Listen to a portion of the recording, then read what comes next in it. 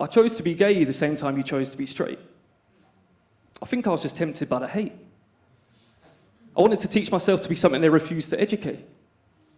I fancied fighting for acceptance. I thought it'd be a laugh. I took a look at straight rights and said, nah, fuck it, I'll cut those in half. Plus, I wanted to battle myself because apparently it makes you a stronger soldier. There's just such a thrill in not knowing who you are until you're older, and my mental health fancies some darker days. I mean, anxiety and trauma really is all the rage. Plus, I thought, how cute would it be to constantly have people offer to save me and say that they can change me, and have everyone else ask me daily, wait, but don't you want a baby? Like, how caring is that? Plus, I'd save some money because a closet's so much cheaper than a flat. And to top it off, I got this shiny gay card with my name etched on the side. I never read the T&Cs. I was sold by free entry to Pride. But it soon started to unravel. You see, I got bored of safe spaces and the limited places I could travel. I became numb to the slurs and hateful things they would say. I wore myself out and having to come out of the closet every day. The cocktails were too strong. I didn't just want to listen to Whitney. I couldn't master breakdowns as well as 07 Britney. The vest and short shorts didn't fit me, and don't get me started on the glitter, man, it drove me to the brink. It was almost annoying as all the leaflets on conversion therapy links, and being told to get AIDS isn't the help that you think, and being spat on in public really isn't a kink, and evidently shame can't be drowned through drugs and drink, and that shiny gay card that I used to hold dear. Turns out I could only use it for 1 month of the year. So I started to contemplate, but it wasn't even a debate.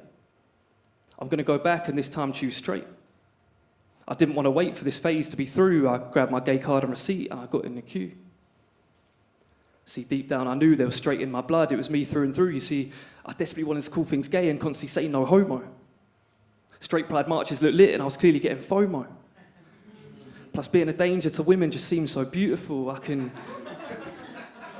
Everyone laughs at that line, it's all... Plus being a danger to women just seems so beautiful. I can finally wear my favourite dress and go hide in their cubicle. I mean, toxic masculinity is so much safer than drag queens and musicals. I want to down pints to impress all my friends. I want to despise the colour pink, just think of the message it sends. Plus, it's the only way I can be a dad and properly raise my son. So I can teach him what a real man is from when he's young. I want to be suited to football. I want to chant loads of abuse. I want to sing Mr. Brightside at any excuse. And I do not want to be woke. That is not for proper blokes. I mean, compassion for other people. That's some kind of sick joke. Like this LGBT shit has too many letters. I can only count on one hand, so they have to do better. And I'm not going to lie, I want to show off some small dick energy. I want to blame migrants for my shortfalls and go to war with my enemies, because what's more macho than having pointless fights with minority groups to block all their rights? I want to ban their protests and defund their care. There's only one type of privilege and I deserve it. It's only fair. I was now at the front of the queue. My time had come. I put my gay card on the counter and said, let me swap it for a straight one, please, I'm done. He looked me up and down. Sorry, mate, no refunds. Thank you.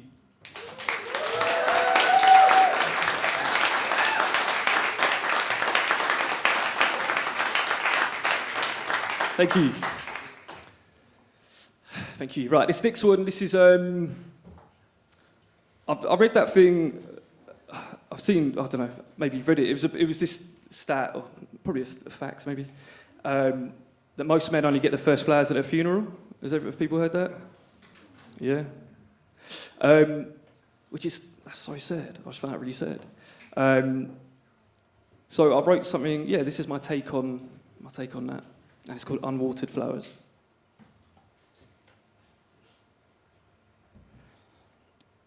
I know a man who got his first flowers at his funeral. He died never knowing how they smelt. The eulogy was the first time he heard that he was beautiful. All his life he wished he'd known how that felt.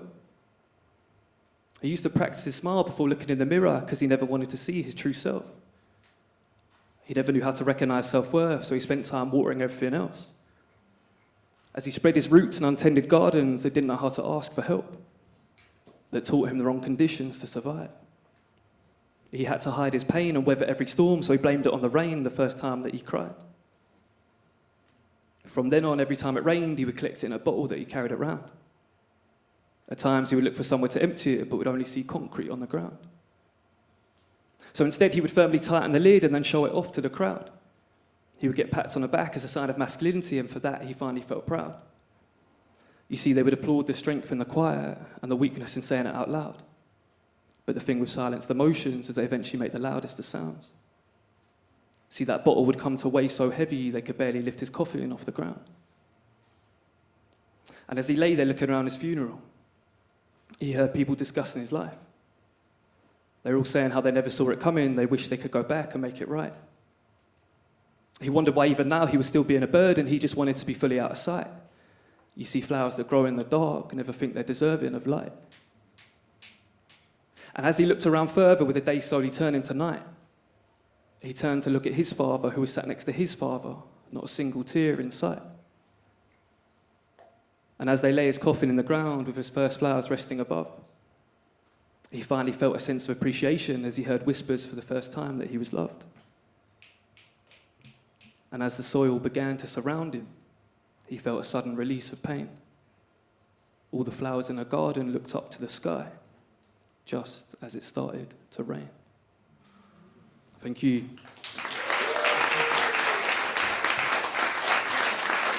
Thank you. Thank you. Whew. Right.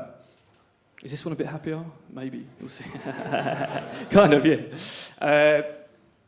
This, I think this is my favourite. I'll go as far to say it's my favourite. This one, there's this bullshit rhetoric that if you're exposed to gay education, you'll become gay. If you meet a trans person, you'll turn trans. If you read about non-binary, you're gonna, become non-binary. It's just bollocks. That's not how this stuff works. But we've seen it happen in America with them taking queer education out of schools, banning books. There's been instances over here.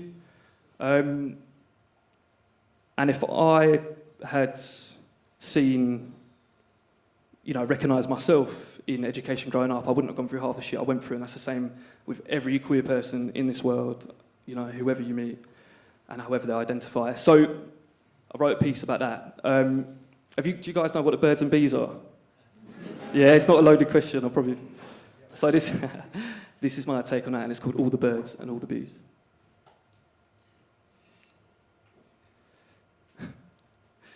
Did you know we were never told the full story of the birds and the bees? See, I never realised some important chapters had been torn from the seams. I had to learn them at a price, but I'm going to tell you my findings for free. As long as you promise to repeat it, so they can never erase it from history, because this story is non-fiction, but they still try to say it's make-believe. Did you know that a bee could love another bee? With the honey made between them being double as sweet? Did you know they could live together in peace, that they weren't mentally ill or had a disease, and it was okay for them to just admire the birds from a distance as they stand in the trees?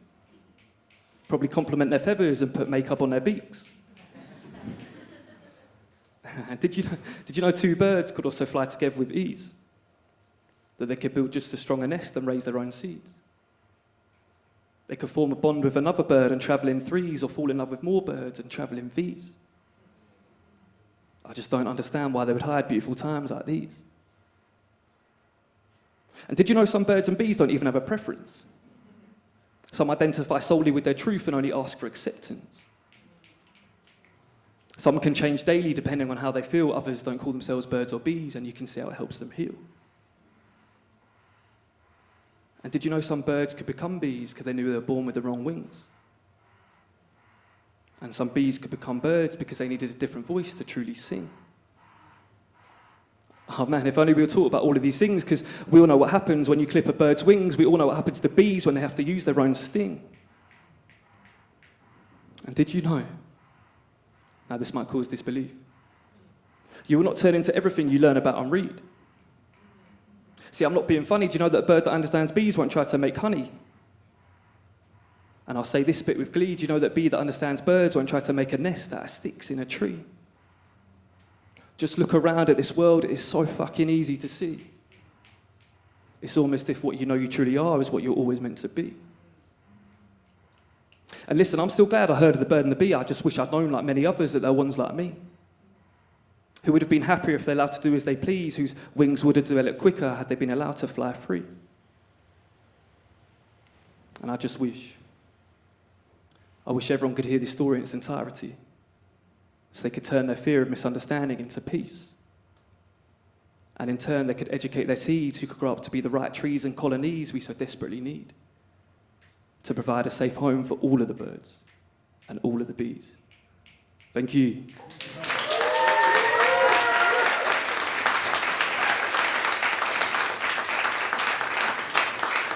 Thank you.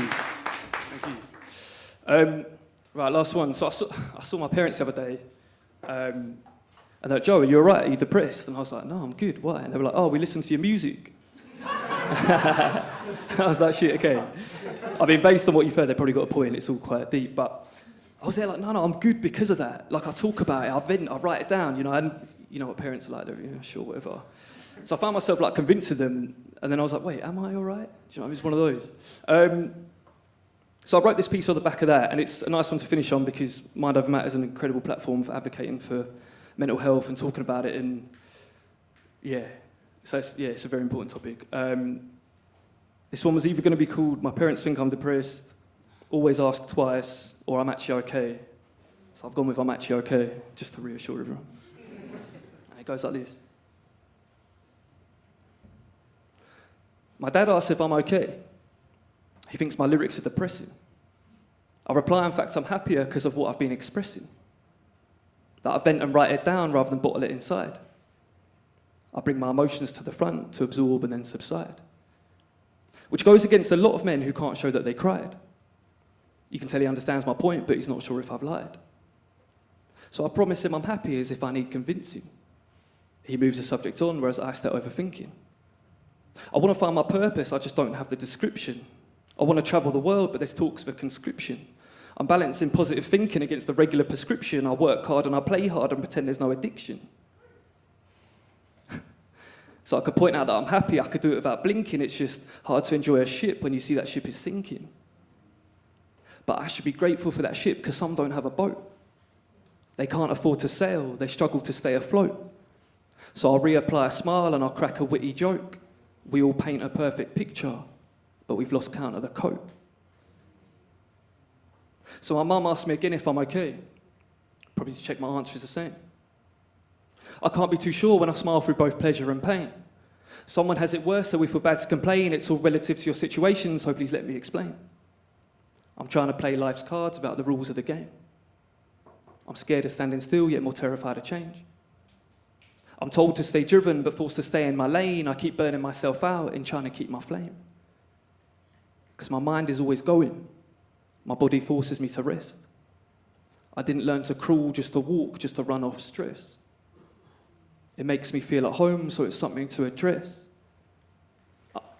I'm learning to say no, but scared of not saying yes, so yes. I'll say I'm actually okay. But ask me again and I'm not sure what I'd say. I think it changes day to day and today's a good day. Thank you. Thank you for having me.